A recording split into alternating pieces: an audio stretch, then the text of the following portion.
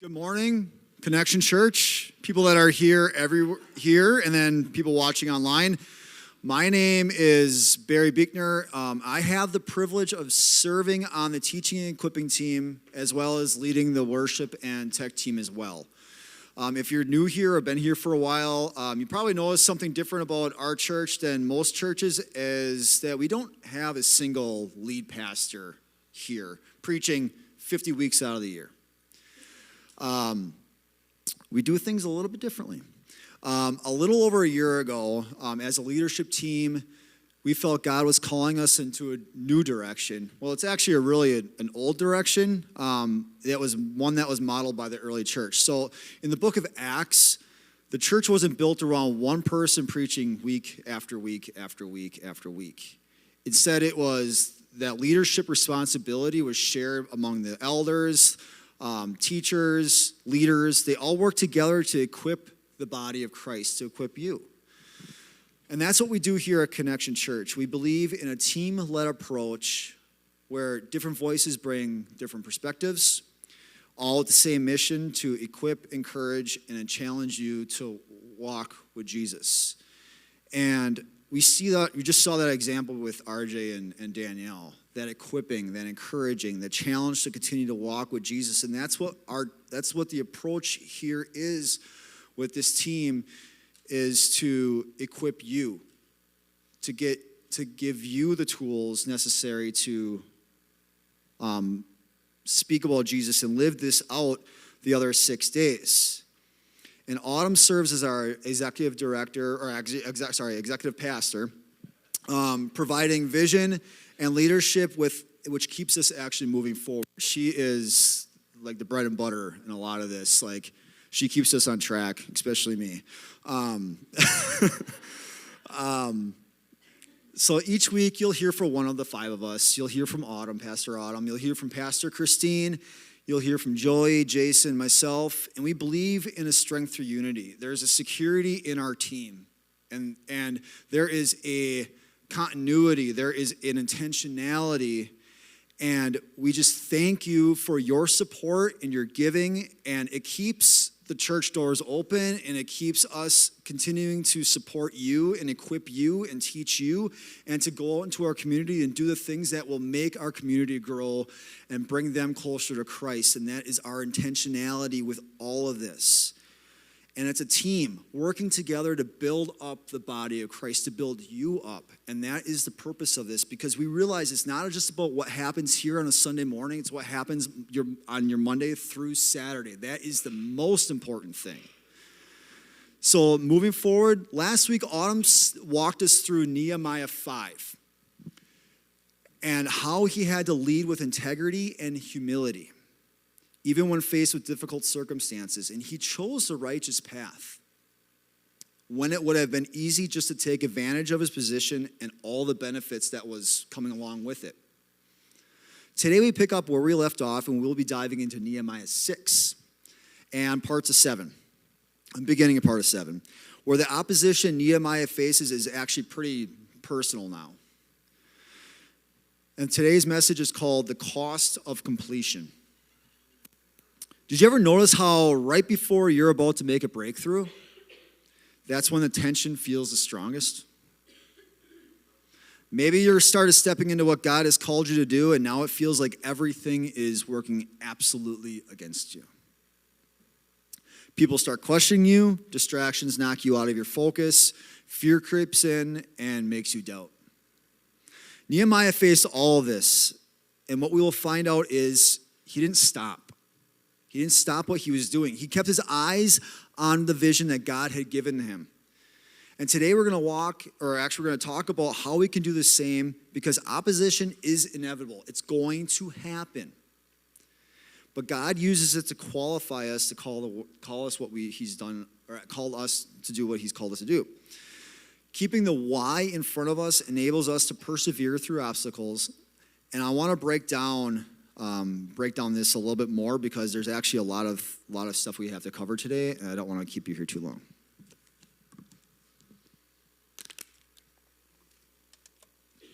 Mouth is dry already. All right, let's go into Nehemiah 6, 1 through 9. So Sanballat, Tobiah, and Geshem the Arab, and the rest of our enemies found out that I had finished rebuilding the wall and that no gaps remained.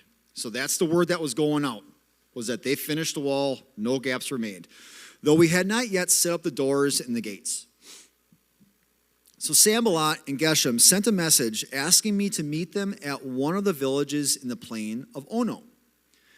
But I realized that they were plotting to harm me. So I replied by sending this message to them: I'm engaged in a great work, so I can't come. Why should I stop working to come and meet with you? 4 times they sent the same message, and each time I gave them the same reply. The 5th time, Sanballat's servant came with an open letter in his hand, and this is what it said: There is a rumor among the surrounding nations, and Geshem tells me it is true, that you and the Jews are planning to rebel, and that is why you are rebuilding the wall. According to his reports, you plan to be their king. He also reports that you have appointed prophets in Jerusalem to proclaim about you, look, there is the king of Judah. And you can be sure that this report will get back to the king, so I suggest that you come and talk it over with me. I replied, there is no truth in any part of your story. You are making up the whole thing. They were just trying to intimidate us, imagining that they could discourage us and stop the work. So I continued the work with even greater determination. And this leads me to point number 1. Opposition is inevitable, but distraction does not have to be. Let's unpack this just a little bit more. So these 3 guys literally sent Nehemiah a message saying, hey man, it's been a minute. Why don't you just come out and hang out with us for a minute? Maybe we can get some breakfast, go play a round of golf. Let's talk about this. Let's talk. So at first glance, this may seem like a nice little invitation. Maybe even sprinkled with some innocence. I mean, after all, Nehemiah has been working hard. I mean, maybe he deserves a little bit of a break. It might be appealing. I don't know. But Nehemiah wasn't fooled, and there was something that he had. He had discernment. So the plain of Ono, so this is the way my mind works. When I'm reading passages like this, I'm like, I don't even know where the plain of Ono is. I mean, that's just me. Like, that's where my mind goes. I need the little details about everything. So the plain of Ono was about 30 miles northwest of Jerusalem, which doesn't really seem like that far because we could just drive places for, within about 30 minutes, right? But in their day and age, it was a little bit of a longer trek. And Nehemiah saw through their scheme. He discerned that their true intention was to harm him. Because discernment goes both ways. We often think that discernment is detecting some kind of evil or malicious or devious attempt on something, but it actually goes both ways. It also means recognizing good when others don't. It's also the ability to see what's really going on beneath the surface, whether it is good or it is bad. You might say Nehemiah was maybe being a little bit paranoid, but here's the issue. He's already had experience with these gentlemen. He already knows their character. He knows what they've done in the past. So none of this is surprising him right now.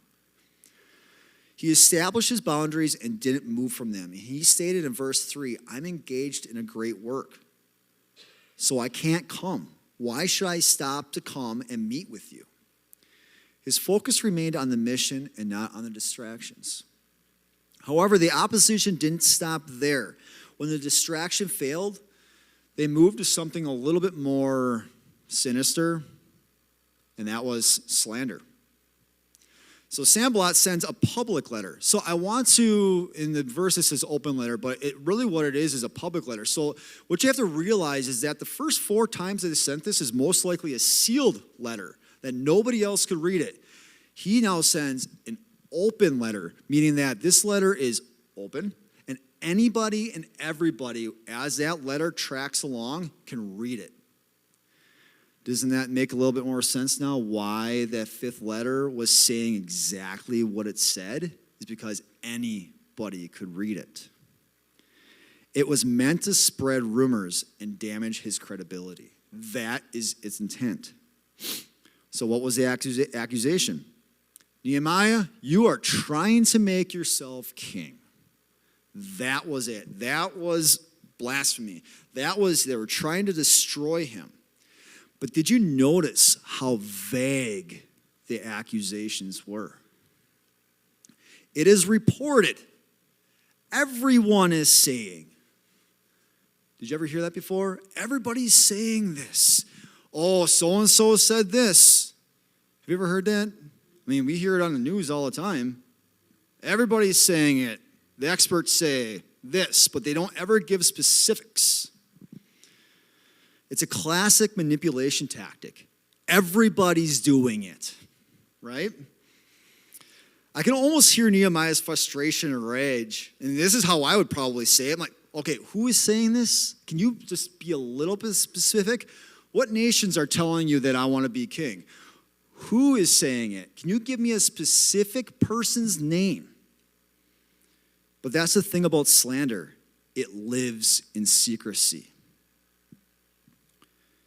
It's designed to instill fear, cause distraction, and it is not rooted in any kind of truth.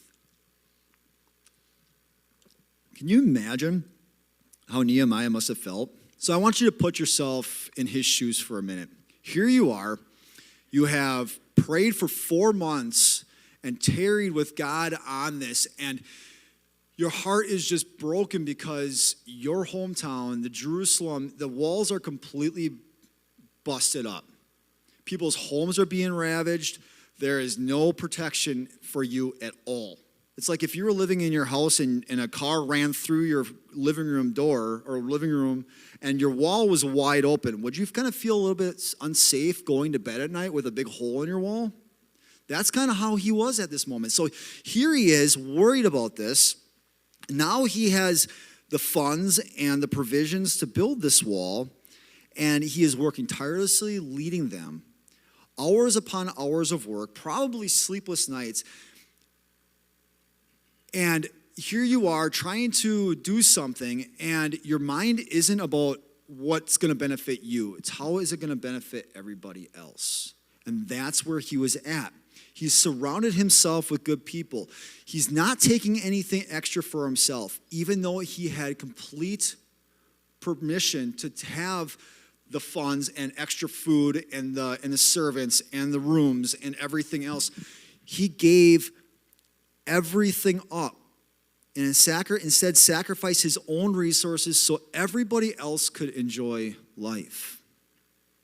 And all of a sudden, if you're in his position, now all of a sudden you're being accused of having selfish ambitions.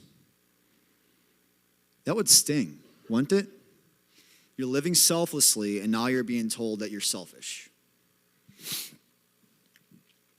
So how does he respond to all of this? Does he throw a fit? Does he post on All Things Jerusalem on Facebook? Does he make a blog post? No, he doesn't even waste time to even defending himself because he knows it's false. In verse 8, he says, there is no truth to any part of your story. You're making up this whole entire thing. And that's it. No long explanation, no pleading his case, just a polite, get out of my face. And what does he do next? He leans in even harder and he says, so I continued the work with even greater determination. This is the key. The enemy's goal wasn't just to distract him. It was to absolutely discourage him. He wanted to plant enough doubt and fear in him that he would walk away from the work. How many times do we find ourselves distracted by a lie? So we all face lies and distractions. And sometimes maybe even for years. We're stuck with a half-finished wall because we chose to chase those lies. We chose to follow them. But here's something that he understood. Opposition will always come when you're doing something God has called you to do. The question is, will you press in harder or will you follow the distraction? So what are the distractions pulling you away from your purpose? Maybe it's the distractions of today's world, social media. What about the black brick that you carry around in your pocket that has endless notifications from Snapchat and text messages and emails and everything else? What about the news? What about TV? Maybe it's something deeper. What if it's perfectionism? The need to have every detail right before you even start. What about comparison? Focusing on someone else's journey instead of your own. What about regret, where you dwell on the past failures instead of moving forward? Fear of criticism. What will people say if I do this? Or busyness, where you fill your schedule with good things, but maybe they're not God's things. What is pulling you away from the work that God has given you? The truth is, the enemy doesn't always need to destroy you. Sometimes he just needs to make you look over there. Don't look over here, look over there. If he can't make you stop, he'll try to slow you down. And if he can't discourage you, he'll try to make you doubt. And if he can't make you fail, he's going to make you afraid. Because here's the truth. When the enemy intensifies, when the blows get stronger and stronger, it's typically a sign that you're probably on the right path.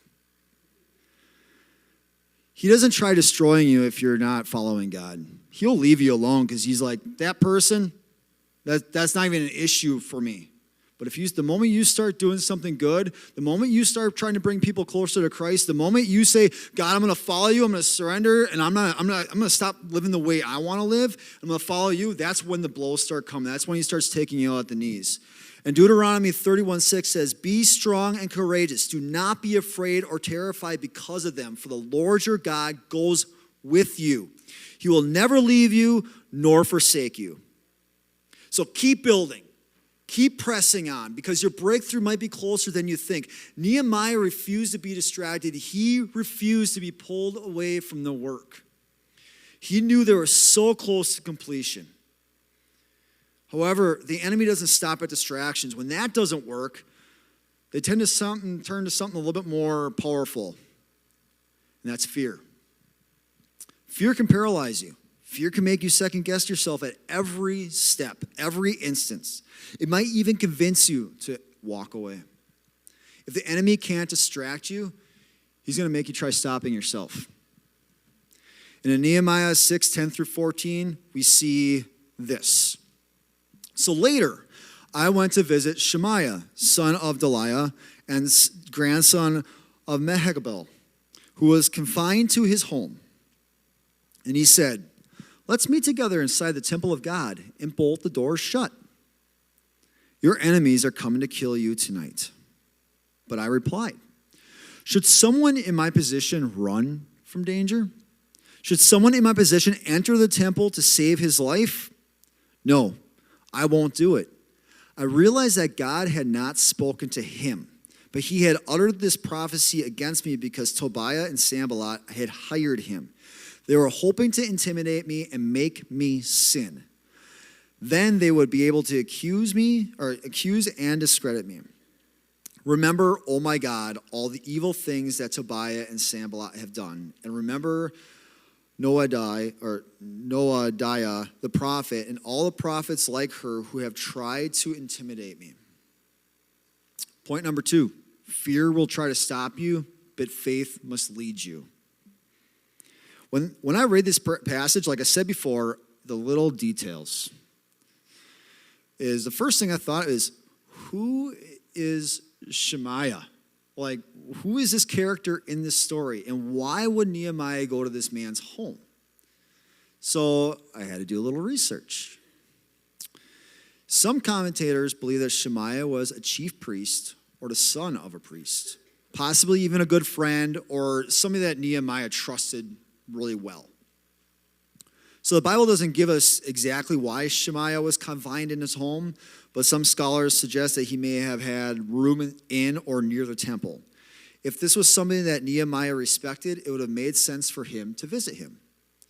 And during his visit, Shemaiah tells Nehemiah that his enemies are planning to kill him that very night. So imagine this for a second. You go to a trusted friend's house, someone who you believe has your best interest at heart, and they tell you, your enemies are coming for you tonight. What would you do? Would you hide? Would you run away? Would fear kick in? What would you do? So I kind of wonder if not Nehemiah kind of felt that initial fear, like, oh no. Like, I don't know. I wonder if he did. But in the grand scheme of things, something just didn't add up. Think about it for a second. Shemaiah, who is confined in his home, knows that Nehemiah's enemies are coming to attack him. How is that possible? And not just that, they told him the exact timing of their attack. I think Nehemiah had a little bit of discernment in here. He was kind of a smart dude. He knew that something was off. He understood that fear was being used as a weapon to manipulate him. And to top it all off, Shemaiah gave him this proposed solution: run into the temple and hide. Now, this may not seem like a major issue today in our time, because, if your lives were in danger, Connection Church, it'd be a good place to hide. A lot of pews, closets. There's a lot of good stuff to hide. It wouldn't be an issue here in this day and age.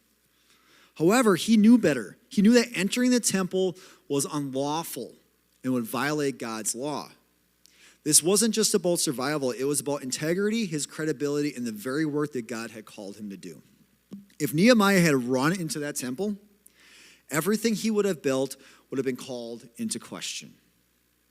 His enemies would have twisted it into a narrative of cowardice, disobedience, and self-preservation.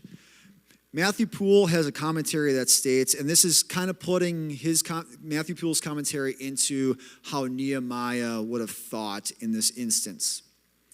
By going into a place forbidden to me, and that in such a time and manner, and upon such an occasion, which would have been both sinful and shameful, that they may approach me as a coward and conscious of my own guilt, that so they might make me contemptible and odious, both to my own people and to the king of Persia. So Sanballat and Tobiah were trying to discredit him because they knew that if they could make him act out of fear, they wouldn't have to do any more dirty work, because Nehemiah would just pretty much off himself. He would destroy himself. But isn't that how fear works in our lives? It doesn't always show up as the most obvious thing either. Sometimes it does show up as wisdom. It tells you to play it safe, to wait for the timing to be better, to retreat, to quit before you fail. Fear will have you questioning, am I really the right person for this? What if I mess up? What if people turn against me? What if I lose everything? And for some of us, fear just doesn't slow us down. It absolutely paralyzes us. It keeps you up at night where worst case scenarios run through your mind. It keeps you from taking that first step forward towards what God has called you to do. It convinces you that your dream isn't worth the risk. But fear is a liar, and Nehemiah refused to let fear lead him. He saw through that deception, and instead of running away, he leaned into faith. He let faith lead him into his vision, his why. So how do we do the same? When fear tries to creep in, what keeps you moving forward, and what keeps the why you're doing what you're doing in front of you? The first one, pray persistently. That's the first thing. Matthew 7:7-8 says, ask and the gift is yours. Seek and you will discover. Knock and the door will be open for you. For every persistent one will get what he asks for. Every persistent seeker will discover what he longs for. And everyone who knocks persistently will one day find an open door. Prayer isn't just a desperate cry. It is our armor. Nehemiah constantly turned to God in prayer. We saw this at the beginning of this series when he was praying for 4 months, nonstop. And finally that door opened for him. 4 months. Sometimes we can't even go 4 hours or 4 days. Like, oh, I prayed once, God didn't answer it, walk away, bye. Sometimes that's how I've lived my life sometimes. I didn't get my prayer answer right away. I'm like, that's probably not what God wants me to do. But here God's saying, persistently, all the time. Keep knocking persistently because one day a door will open for you. If you want to stay focused on your calling, stay connected to the one that called you. Number 2, write it down and keep it visible. Fear will cloud your mind, so you need a reminder of why you started. Write down your vision. Keep it somewhere where you can see it daily. Let it be a reminder that God didn't bring you this far to leave you right now. Number 3, speak it and declare God's promises over your life. Words have power. Whatever you speak over your life matters. Proverbs 18:21 states that your tongue can bring life or death. So instead of saying, I don't know if I can do this, start saying, God has called me to do this and he will equip me for it. Instead of saying, what if I fail? Start saying, even if I fall, God will pick me up. Declare truth over your life because fear speaks lies, but faith speaks life. And number 4, remind yourselves of past victories. Everybody has a victory here. Everybody. Your story is insanely important. God has already brought you through so many situations before. When David faced Goliath, he didn't rely on blind faith. He remembered how God had delivered him from the lion and the bear. And you can read that in 1 Samuel 17:37. Nehemiah did the same thing. He remembered all that God had already done through this whole entire process. Even though on the surface it appeared that he had reason to panic, he didn't run. He stood firm because he knew God's faithfulness. He knew those were all lies. Fear will try to stop you. It will come in all forms of distractions, doubts, and even people who seem trustworthy. But like Nehemiah, you have to declare or decide that you will not be led by fear. Because when God calls you to do something, he doesn't call you just to start it. He calls you to see it through its end. I'm not going to go into the rest of chapter 6, but I'm going to give you a quick summary. But we would find out that the wall was finished just in 52 days, which was insane. And when all the surrounding nations heard about this, they had fear and they were completely humbled because they were sitting there laughing at Jerusalem trying to do this, and they were humbled. Why? Because they knew that God had been with them the whole entire time. And during this process, we see that Tobiah worked from the inside, using his power of influence to keep pressure on Nehemiah. And this is where we move into Nehemiah 7, 1 through 3. And it says, after the wall had been rebuilt, and I had set the doors in place, the gatekeepers, the musicians, and the Levites were appointed. I put in charge of Jerusalem my brother Hananiah, along with Hananiah, the commander of the citadel, because he was a man of integrity and feared God more than most people do. And I said to them, the gates of Jerusalem are not to be opened until the sun is hot. While the gatekeepers are still on duty, have them shut the doors and bar them, and appoint the residents of Jerusalem as guards, some at their posts and some near their own houses. So one thing we see here is that when the work is finished, when we say, yep, I have accomplished the goal that I set out to do, it doesn't mean the battle is over. Point number 3, guard what you've built and stay vigilant. Just because you made it doesn't mean you should stop protecting what was built. I want you to think about Blockbuster for a moment. Does anybody not know what Blockbuster is? All right, no hands. Well, I had my daughter over there raise her hand. She's 11. Of course, she doesn't know what Blockbuster is.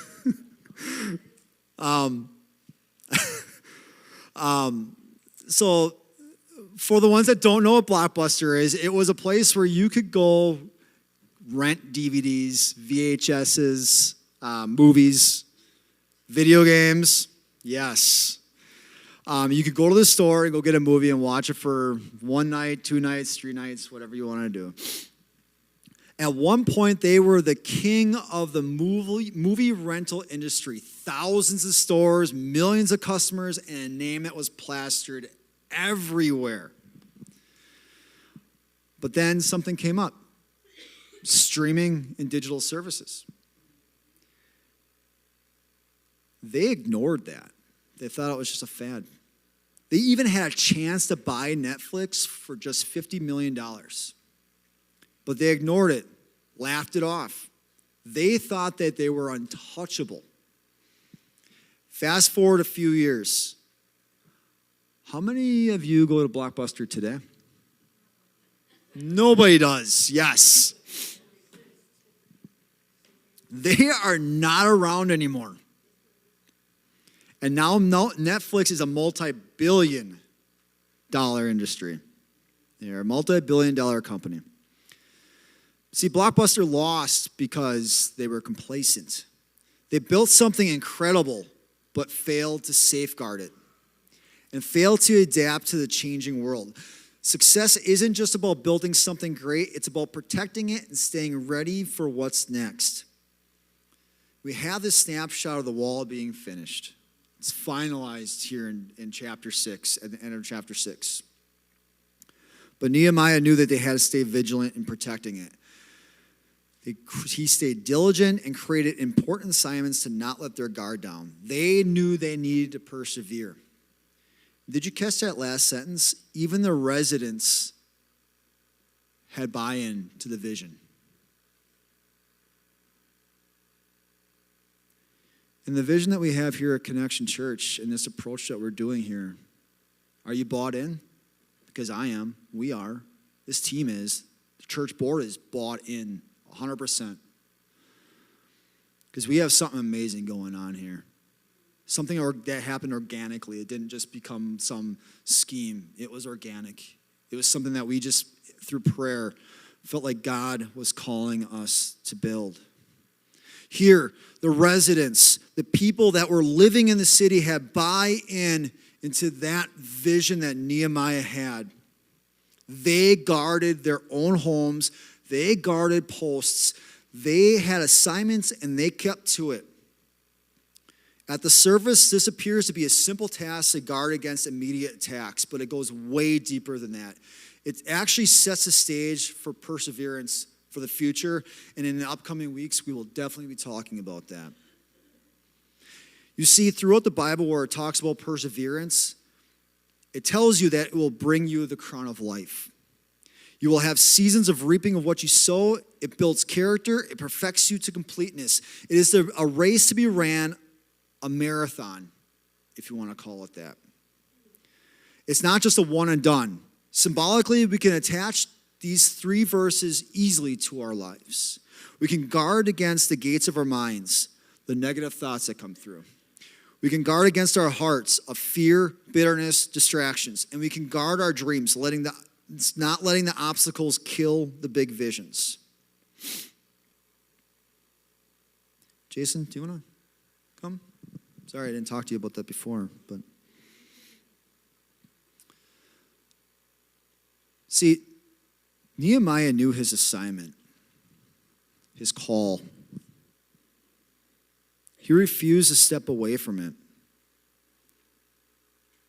His assignment was to build the wall. That was what his vision was. So my question is, what's your wall? What wall are you called to build?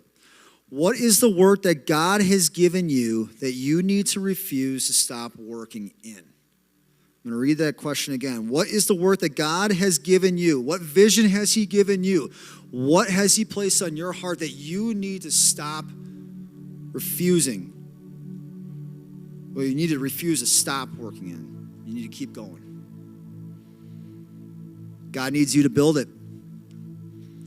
The community needs you to build it. We need your voice.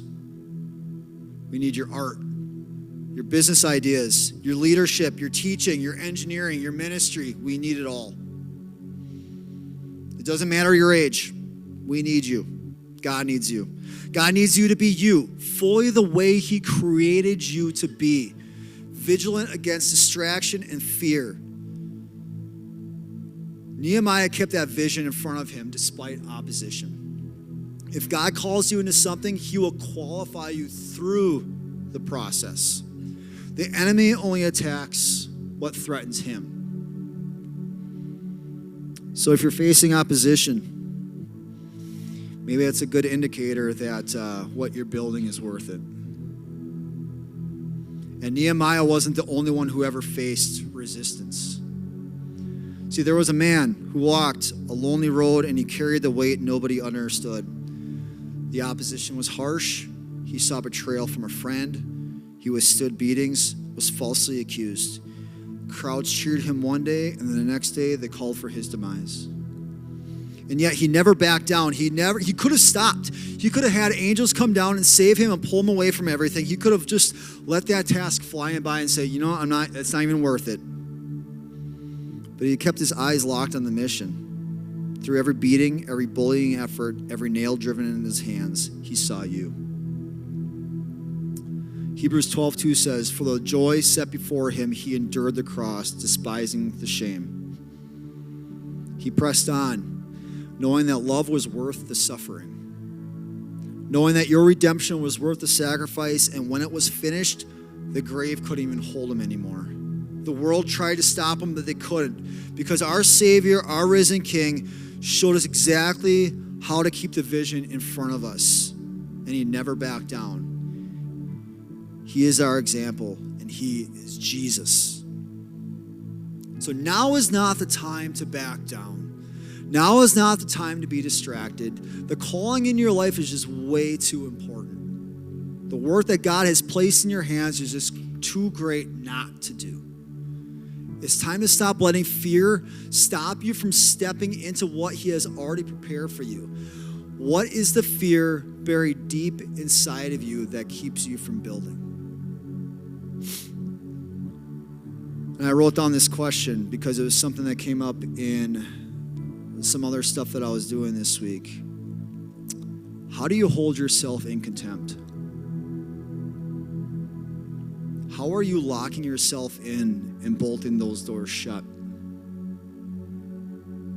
I want you to name it. I want you to really, really think about that this week. How are you holding yourself prisoner? I want you to name it. You're going to have to dig deep to call it out. It's going to require some deep work sometimes to figure that out, to actually call it and be okay calling it out. And then lay it at the feet of the one who already conquered it. You got to remember, he already conquered it. Whatever fear is going on with you, whatever distractions, whatever is going on, he already conquered it. Like I said before, pray persistently, constantly. Keep prayer at the forefront of your mind and keep knocking at doors. Move with unwavering faith. Greatness doesn't come from avoiding pain and opposition. It comes from pressing through it. Trust the process, stay the course, and when you feel weak, when the battle gets fierce, let God be your strength. Let community be your crutch. Let this community be your crutch. Because the vision he has placed in you wasn't meant to be abandoned. It wasn't meant to be gone alone either. It was meant to be built. So my encouragement to you is build it. Keep going. Don't stop now, because breakthrough is right around the corner if you keep pressing through with what God has called you to do. And if you continue to place Jesus at the beginning of your vision, he is our model. He is our Savior. He is everything. I pray that God awakens. If you don't even have that, you're like, oh man, I really want something. Keep praying. Keep knocking on those doors. I pray that God awakens something fierce inside of you. So I want to leave you with a high note and have an amazing week. And that we will see you next time, because we have Joey slated out for next week, and it's going to be amazing. And he's going to continue this Nehemiah series, and it's going to be awesome. So see you next week.